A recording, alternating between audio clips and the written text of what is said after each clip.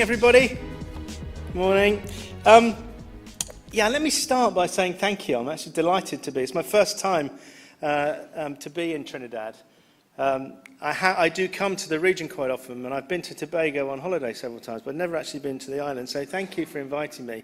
And can I echo the praise to the small team that have organised this event? Hello. Right, damage. Get an entrepreneur on stage and it breaks. For putting on what has so far been a great event. I spent yesterday listening and learning, and today hopefully I'll be able to share in return. So I think it's probably worth starting by reminding ourselves what competitiveness is all about. Competitiveness is all about competition. It's all about beating someone else or coming second. And of course today we've got the mother of all competitions about to conclude this evening, probably when I'm speaking at UWI later on, so there probably won't be anyone there. We'll all be watching the results, but never mind. And it reminds me, when I was a young man, before I went to university, I went to Rwanda. I was 18 years old, and I was travelling all through Africa. And we went to visit the gorillas in the rainforest. And I will remember to this day, the guide coming to me in the morning saying, there's no point in putting on your climbing boots today. It's important that you put on your training shoes.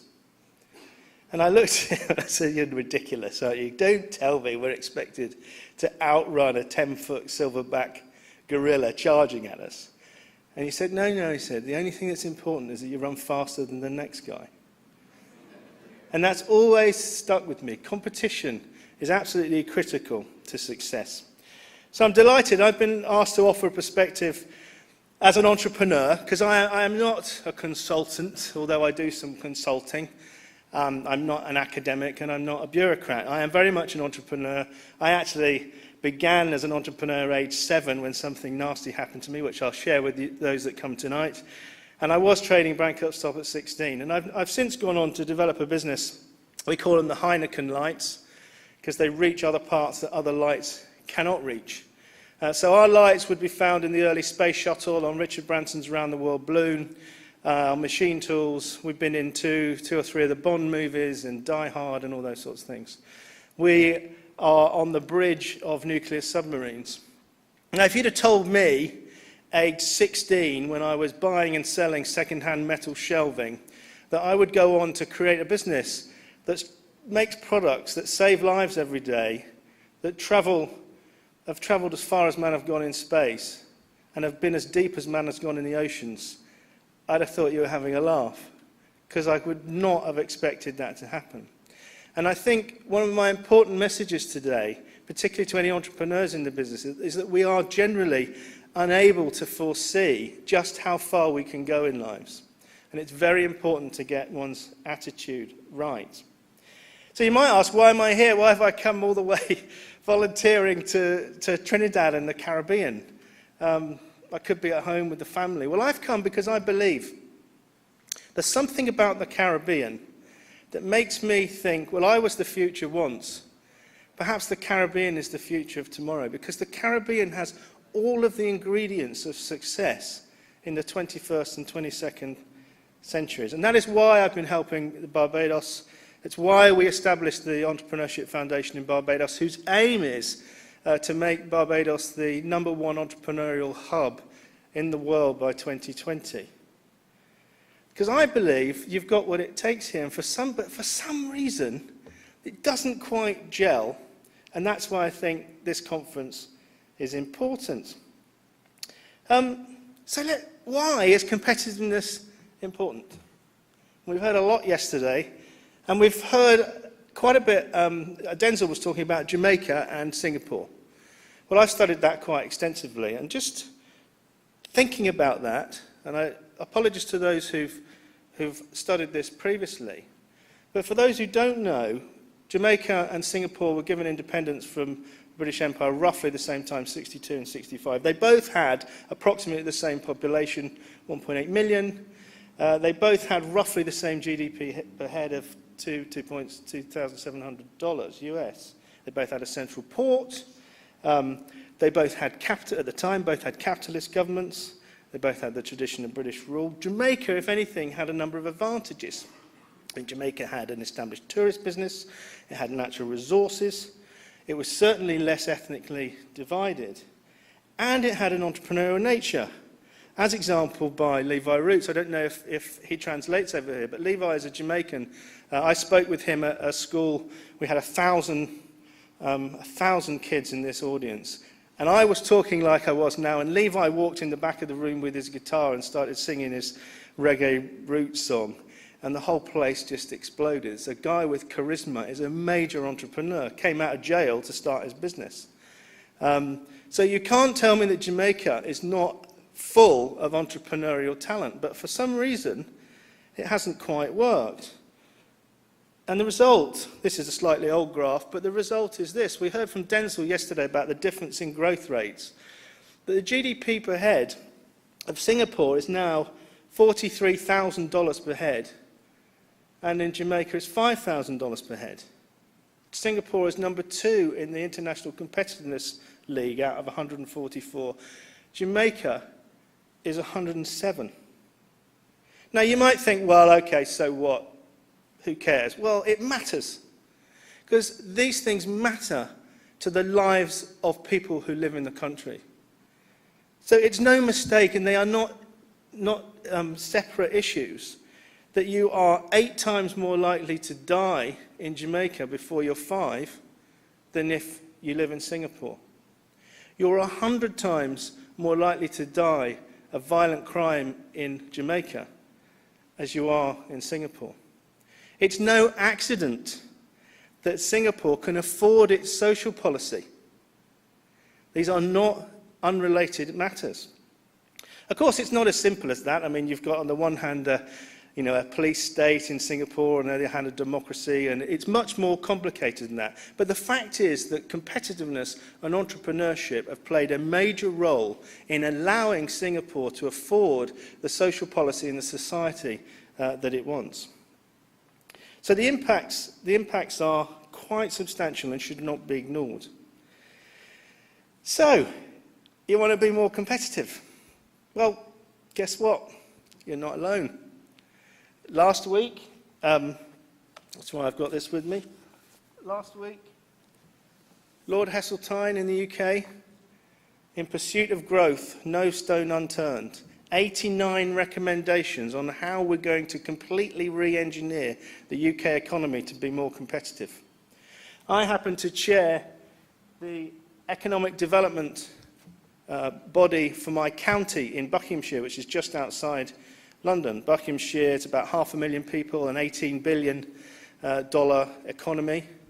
Next week, we're publishing our manifesto in pursuit of growth. And only on Friday, the government, I wasn't even there, I just caught it on the news, the government in England has highlighted its priorities, its economic priorities. Number 1, to become the place in Europe where it's easiest to start, finance and grow a business. Number 2, to have an educated workforce that's flexible. Number 3, to invest more, to export more so that we have a more balanced economy. And number 4, to run the most competitive tax system in the G20. So you're not alone, everybody's trying to do this. So the issue is not whether you do it. It's not how you do it, it's how fast you do it, because the race is on. And now why has all this happened? Well, I mean, it's fairly obvious. I mean, globalization has brought this on us. You've got the ubiquitous supply of information, you've got an ultra-connected world, you've got the free flow now of capital and labour, and it's brought with it significant power shifts away from states towards individuals, power shifts away from the west to the east. And what that's leading to is a renaissance in a business-led society, a business-led economy. Political power, ability to control things at a political level is shrinking. And political paternalism is shrinking all over the world. In my part of the world, in England, it's very, very difficult for the government to control much at all. So the pendulum has swung, and if you go back into 100 years ago, it was entrepreneurs that led the way. Entrepreneurs that created change, led innovation. We then had social policy that followed on close behind. The entrepreneurs created wealth, but it was a fairly unpleasant place in which to live. You then had education, social policy came alongside, and the two worked in a symbiotic way to support one another. And then more recently in the Western world, what's happened is that social policy has become dominant. And we've got to a situation where in many countries, it's trumped our ability and our desire to create the wealth that we want to spend. And so what's happening, I'm not trying to lecture you that we're any better than you, for instance. I mean, in my country, in England, we're another small island economy. We have 500% debt, 500% of GDP debt, the second highest of any country in Europe, when you add private, corporate, and government debt together. Our state is getting on for 50% of GDP, and 1 in 4 of our young people are out of work. So we're all in this. Everybody's in the same boat. Now, an entrepreneur is somebody, for those who study French, not like George Bush, but entrepreneur is formed of the words entre, between, and prenez, which is to take. And then what an entrepreneur does is they sit between the two means of production, which is labour and capital. And they take those means of production, they mix them together. Through innovation, they create value. And it's that value creation that then goes on to pay for everything that we hold dear. So entrepreneur is about the manipulation of the two means of production. Now, those means of production operate at different levels. Some exist in the economy, and some exist at the level of the firm.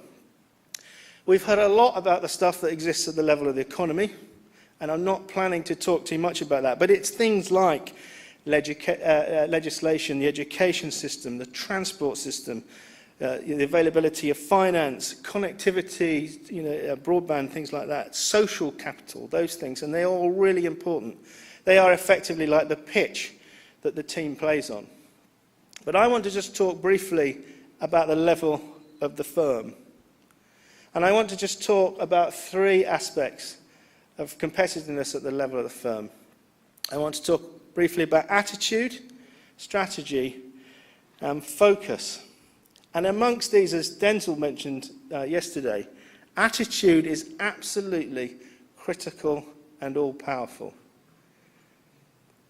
Your body, my body, I don't know if you have noticed this, but when it gets too hot, your body has self-equilibrating mechanisms to cool you back down again.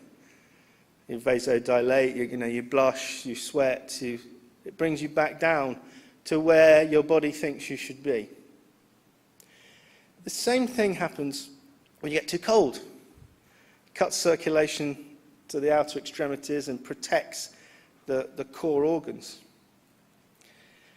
Well, what if your mind's like that? What if your mind operates in the same way? What if you become conditioned and you are somebody who believes that they're at this level? Now, what that tells you is that if you fall below that level, you will fight and do everything you can to get back up to where you think you should be. But equally, if you're at this level and you suddenly start to get above that level, it's very common, particularly in firms, to operate self-equilibrating mechanisms which bring you back down to where you should be. And I noticed that yesterday. There were lots of discussions around why we perhaps in this region or in an individual country couldn't be that successful. For all sorts of reasons. Too small. We're in the wrong place. Lots of lots of thought patterns that we're sort of bringing people back down to, well, no, we deserve to be here. And it's something to watch. So attitude is really important. Now let me just talk briefly about tools, because one of the discussion is about tools, really. Well, everybody's got the tools now. Everybody has got access to every tool there is. Tools are ubiquitous. We've all got everything. It's not, when I started in business, it's not this, a phone box with coins and a telex machine and, going to the reference library. A 7-year-old in their bedroom has got all the tools that they need to be able to develop a business. And the old adage about a bad workman being one that blames his tools, I think, has never been more true. So attitude is really, really important. And if I've got one message, it's to the region. It's to try and break out of the idea that you're not worthy and that you don't deserve and are capable of being the best in the world. Singapore didn't have that mindset. You don't need to have that mindset. And the fact is, we're going through this fantastic period of tumultuous change. I mean, I've written down here, financial change. Look at the change in finances. Credit crunch, Lehman Brothers going bust, Iceland going bust, the pigs, Portugal, Ireland, Greece and Spain all in financial trouble. We've got political change everywhere, the Arab Spring, the power shift from the west to the east following the credit crunch, the power shifts away from democracies to autocracies. Who's becoming more powerful in the global economy? Where are all the reserves? Russia, the Middle East, China, hardly the bastions of free market economies. So the world is changing. Today, there's going to be a change, probably, possibly, in the American government. Next month, a change in the Chinese. So change, political changes everywhere. Technological change abounds, and it has been forever. But broadband, Wi-Fi, the cloud, I don't know if that plays here, but the impact on productivity of the cloud is immense. Google, YouTube, bloggers, all those sorts of things. And environmental change, global warming, tsunamis, the impact in Japan, look what's happened in New York recently. So change is everywhere. So there is no place to hide. We're all in this changed environment. And sometimes when I come to the Caribbean, it's a little bit like going back to my own county. When you travel the world, you can see what's going on, and you can see all these opportunities and shifts. But when you get back to your own neck of the woods, it's like the Shire in Lord of the Rings. All the dark forces are amassing on the borders, but you go back in and everybody's just having their breakfast, and they haven't quite noticed that this is going on all around them. And politicians are not going to solve this. Yesterday I heard a lot of pleas, I hear it all over the world, if only our political leaders would step up to the plate. Politicians are not there for the benefit of entrepreneurs. They're not there. They are there to calm the population. They're there for everybody. They are not going to come riding to the rescue. They will follow, but they will not come riding to rescue. So it's down to entrepreneurs, down to the wealth creators. How am I doing for time? Right. Let me talk about brand. One of the things that I find is underestimated and makes a huge difference to your capacity to win is your approach to that. Brand is like your light in the fog. It's the harmony in the noise. It's what you're known for. It's what people say about you. It applies at the level of you as an individual. It applies at the level of your firm, your organisation. It applies at the level of a country. It's not something you can control, but you can manage it. You can't control it. For instance, you've all had exactly the same experience of me today, but there will be a continuum. Some people will be going, oh, that's quite interesting. I quite like what he's got to say. Other people will be saying, please sit down and get the next person on. I've had enough. All right? Now, that can't be anything to do with me. That's all about the perception in your minds and the filters that you're hearing everything through. So you cannot control your brand, but you can manage your brand.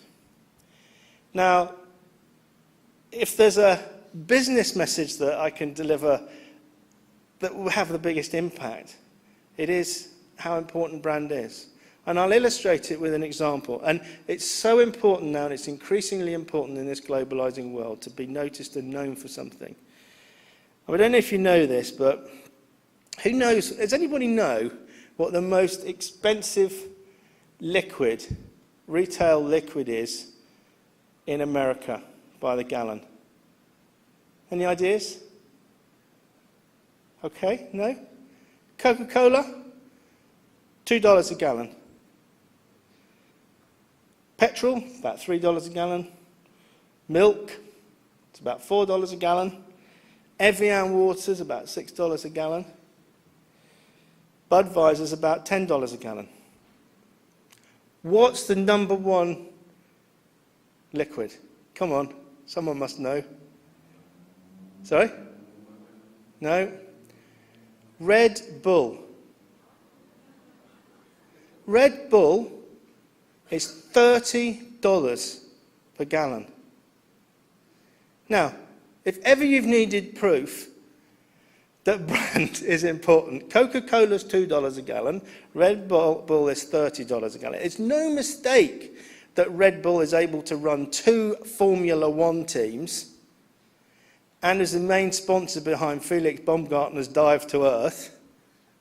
Brand is really important in being competitive. I'm running out of time, so let me summarize. I think as an entrepreneur, I can say to you, hand on heart, that there has never been and there will not be in my lifetime a better moment to be in business.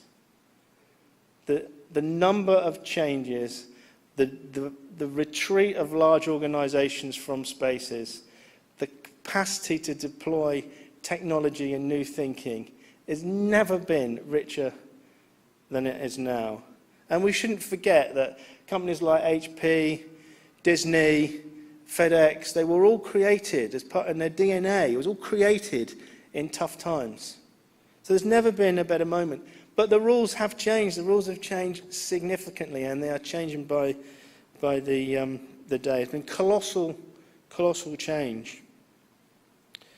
But for the Caribbean, I think it's probably worth reflecting on the fact that just as a schoolboy or a schoolgirl can develop a really important business in their bedroom, so too can a small island economy. And so too can a relatively small region in a global economy. So the idea that you are as constrained as you perhaps once were is an old one. Competitiveness definitely offers you a significant route forward. Governments are not going to fix it. Entrepreneurs have to step up to the plate. And to re-emphasize the idea of competition and attitude. When I was, I studied for a year at Kellogg University in Chicago, Northwestern University. And as you can probably tell, I have a few problems with not eating too much. And so every day I used to come out of the hotel lobby, turn right out of the lobby, and there was a guy selling pretzels on the street, right there by the lobby door. And every day, it was $1. Every day, I used to feel virtuous. I'd take my dollar, I'd give him my dollar, and I'd walk on. No pretzel. It was my way of starting the day with discipline.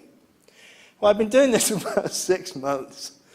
And I came out one day, took my dollar out, handed down the dollar, and I got this tug on the back of my shirt. And I turned around and I looked back, expecting him to say something like, "Oh, you've been wonderful all these months, why are you giving me all this money?" And I turned to this guy and he looked me straight in the eye and he pointed at the sign. And they'd gone up to $1.20.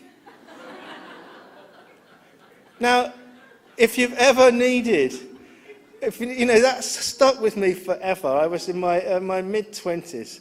It stuck with me forever, that moment. And I hope you will remember it and it will stick with you. So let me stop there, and I guess my final line will be, government's not going to fix it and entrepreneurs are. I guess I would say, blessed are the entrepreneurs and wealth creators, for they shall inherit the bill. Thank you.